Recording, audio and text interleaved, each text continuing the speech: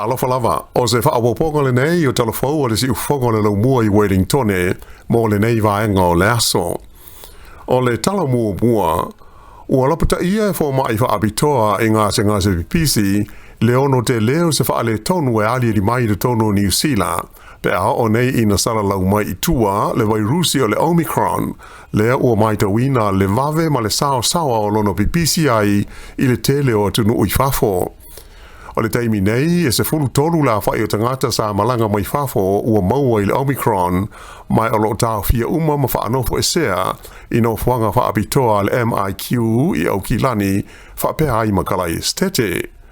Whaalia mai e le li fo mai o Dion O'Neill e whapea e mautino lava e to tele isi tangata o le atau nuu mai I lau whanua o New Zealand ma au mai le vairusi le nei ma te lea I lawa ma le awanoa e ono sao mai I fafo ma awha aina ai le lau tele o le atunuu. O le amafuri atu foi I le na o le Omicron le vairusi o le wha mai e au mai e tangata I malanga mai atunuu o lo o maa losi ai nei le pipisi o le wha mai COVID-19. Whaalia foi O'Neill, e iaisi o si o manga e mauti no lava, e whaingo fio no pipisi ai le vairusi le nei, pe a o ina sao mai I tua. O ia vaenga e au fi ai whale kalapu, ma ni koni seti e to tele tangata e a wai. Pei tai, e olo foi do tonu o whale ainga, ma whale kofe, e whape na foi o na sao ai le pipisi o le vairusi, pe a whai e iaisi tangata lava e to tasi a fia ai. O le popolenga fo mai, o nai folinga mai, e le fe tau I puinga o le moli lanu moli, pe a o ina pipisi mai I tua le vairusi o le Omicron. Ma o no folinga mai ai I a New Zealand, I le mea o tupu I le stete o New South Wales I au se talia. O le lua vai aso taruai nei, sa atusa mo le lua se lau I le aso, le au whai o tangata o le stete na maua le COVID-19 fruiva. Ai o mai I le arsa na nafi ua o atu I le lua afe lima se lau lima se furu ma le valu. Ma e tari tonu le mtanga aluenga le seifua ma loloina New South Wales o le tele o mai nei o tangata ua afia I le vairusi o le Omicron. Whailo mai fo I estasio fo mai o Michael Plank e tele sa o le tonga o tangata o le aafa aina pe a whainei e iaise tangata e to tasi maua I le vairusi le Omicron. Oi loa I le mea wale I mai atu no I fafo o le Omicron e maua nunga atu no na mawhaio na afiai o tangata ua uma o na whaio la tau tui pui ta ilua whaatusa I le vairusi o le Delta. E tarua no o mai I lau whanua o New Zealand le Delta ua sili atu I le se funuafe le a whaio tangata ua maua ma afiai mai lata I le afa o le au whainga o tangata Maori.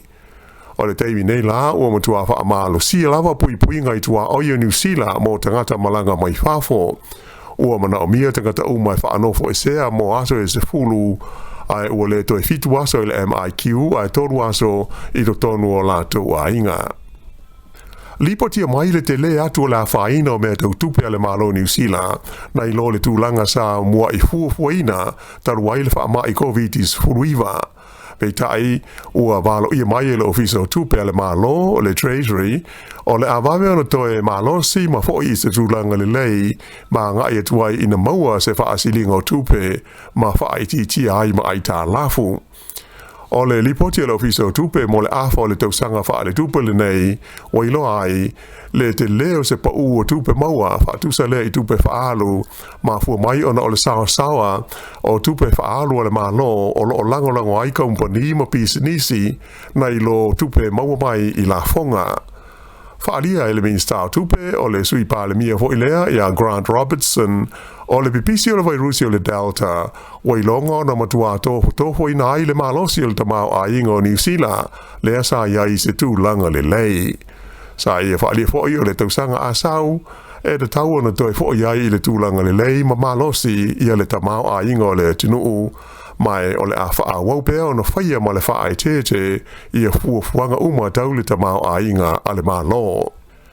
E tusa e tolu se furu ono miliona tā la wha inga o le tupe e le I te tongia tangata sa tā fia wa wha anofo e sea I te tonu o whale tari malo ma no whanga o lo o wa ai ai tangata mai whafo ona o puinga o le wha mai COVID-19 furuiva.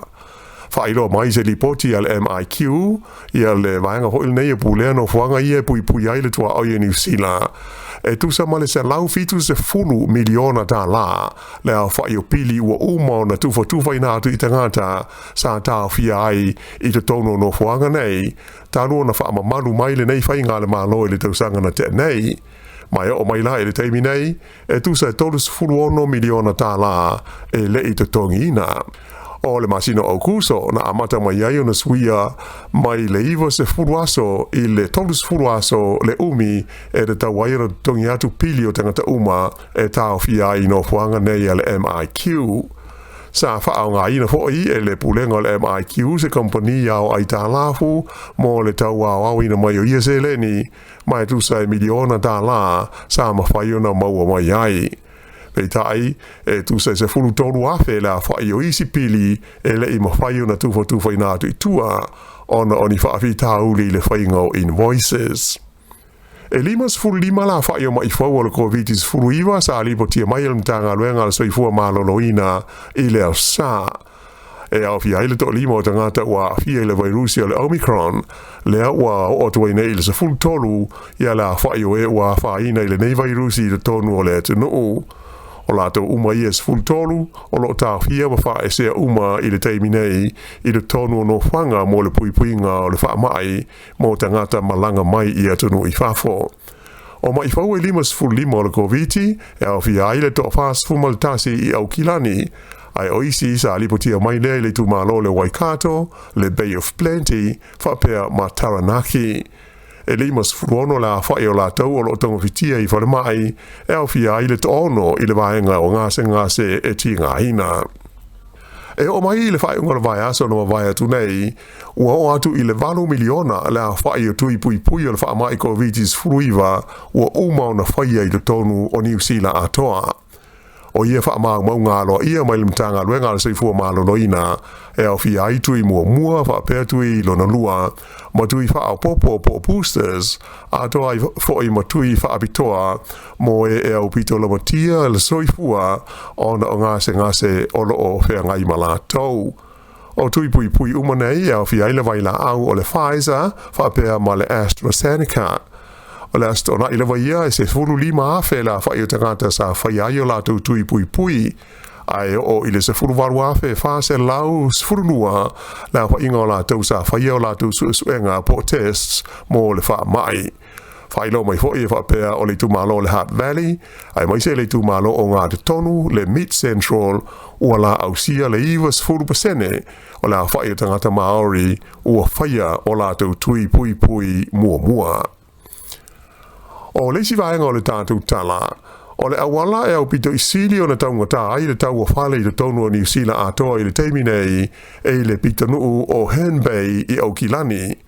O le taunu unga leo suenga sa whaia e le kompani whaatau whale o le Ray White. O le awala e ngo o le Marine Parade i Hen Bay, o atu i le iwa miliona, tolu se lau fitus fulima whetala le tau fua ina o le whale tasi. Ai o le awala e au pito inga whatia le tau o whale i Aukilani o le Port Albert Road i le pito nu o Wellsford. O le fua whaare tau o lo iei nei e tu sai 5 se lau fast full fitu afe 5 se lau tā la le tau o le whale tasi. I le Ayokalai Estate o le awala ingo o le Jackson Road i le pito nu o Maryvale e au pito tau ngata ai whale. Le olo iei se fua whaare tau, e tu sa mo le lua, tesi mo le 5 miliona tā la. O le awala e au pito ngā whatia e le tōtele le tau o whale i le Ayokalai Estate e ngō o le Grimseas Road i le pito nu o Redwood.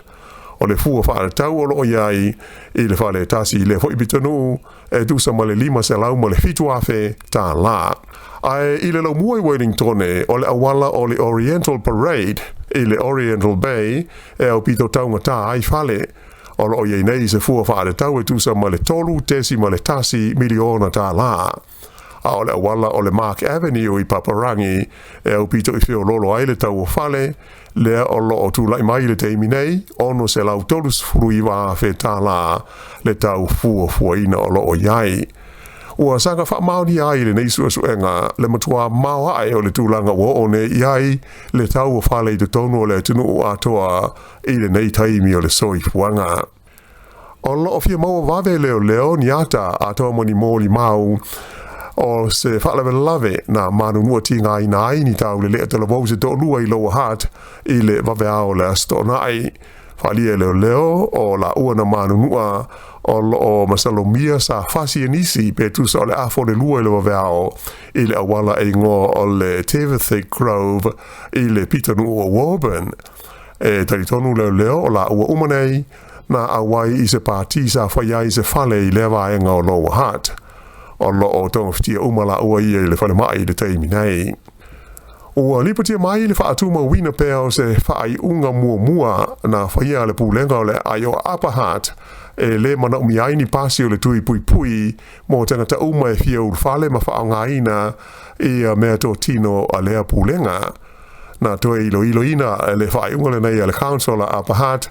e na ua tula I maiaini whai tionga I le amatanga o le maasina nei. Pei tai la sa whaero mai e le pule sili o le pulenga o le li o Peter Kelly e ma whai ono toi suia le whai unga le pulenga po le council mai o le a wha waupea o na mata I tuina I o na fianga. O no whanga e au fie le wha moele nei ma le whai unga le council a Upper Hutt e iai lo lato wha le tusi, le library, wha pea I le civic centre ma le whale iai vaita ele le H2O Extreme Aquatic Centre. Pei tai la e le au fiai I le whale tele o lo whaali aiata le ta ua o le whirinaki whare taonga. Whai unga na nāre nei wha o pōponga o telefou.